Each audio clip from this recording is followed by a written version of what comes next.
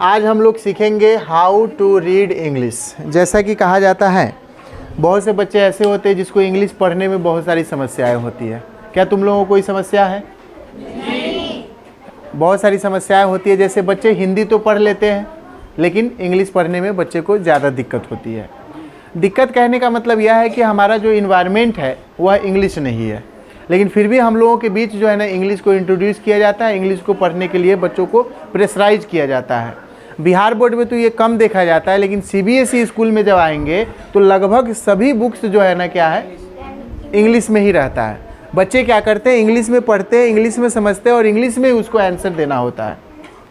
लेकिन बिहार बोर्ड में जब आते हैं तो बिहार बोर्ड में सभी लैंग्वेजेस कितने क्या रहते हैं, जितनी भी भाषा या जो भी साइंस मैथ होता है ये सब की भाषा हिंदी रहती है, लेकिन एक इंग्लिश लैंग्वेज है जिसको बच्चे को पढ़ना पड़ता है। और इसी इंग्लिश से जो है ना ज़्यादातर बच्चे को देखा जाता है कि वो भागते हैं। तो बिहार बोर्ड में हो चलो भाग गए, थोड़ा बहुत काम चल जाएगा, लेकिन सीबीएसई में क्या होगा? जो बच्चे भी नवोदय या सैनिक की तैयारी करते हैं, जब उनका सिलेक्शन हो जाता है नवोदय में, तो क्लास 6 से कौन सा भाषा पढ़ाया जाएगा? इंग्लिश। टोटल इंग्लिश मीडियम रहेगा। तो आज अगर कोई बच्चा यहाँ इंग्लिश नहीं पकड़ पाएगा, नहीं सीख पाएगा, तो अगर नवोदय में एडमिशन हो जाएगा, आज एक सब्जेक्ट पढ़ना है इंग्लिश, अगर नहीं पढ़ पाते हो तो कल को पूरा सब्जेक्ट भाषा को छोड़ के, हिंदी, उर्दू या संस्कृत को छोड़ के बाकी सब भाषा तुम्हारा जो है ना इंग्लिश में रहेगा। कैसे हो पाएगा? पॉसिबल है? बिल्कुल पॉसिबल नहीं है। तो इसीलिए मैंने इंग्लिश को एकदम आसान करके, एकदम तोड़ करके जो है ना पिछले कुछ क्लासेज में मैंने कराया है, और उसके बाद का पार्ट आज ये हम सीखने जा रहे हैं। जैसा कि पिछले क्लासेज में हमने देखा व्यंजन के बारे में। व्यंजन हम सभी जानते हैं, क ख ग घ अंग से लेकर के हमारा ज्ञ तक होता है, ठीक है।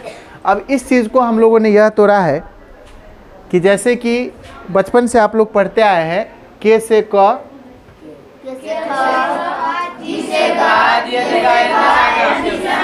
और इस तरह से डॉट डॉट करके हम लोग यहाँ तक चले जाते हैं। इसी तरह से स्वर की बात करते हैं। स्वर में जैसे अ, आ, ई, उ, ए, ओ, अन, आ। अब यहाँ पे क्या है, इसकी मेन मात्रा के बारे में बात करते हैं। अ की कोई मात्रा नहीं होती, आ की ये मात्रा होती है, ये छोटी की मात्रा होती है। ये हिंदी पढ़ने के लिए मैं बता रहा हूँ पहले, क्योंकि पहले हम लोग हिंदी पढ़ेंगे, उसके साथ उसको कनेक्ट करके इंग्लिश पढ़ने की कोशिश करेंगे, और ये रेगुलर।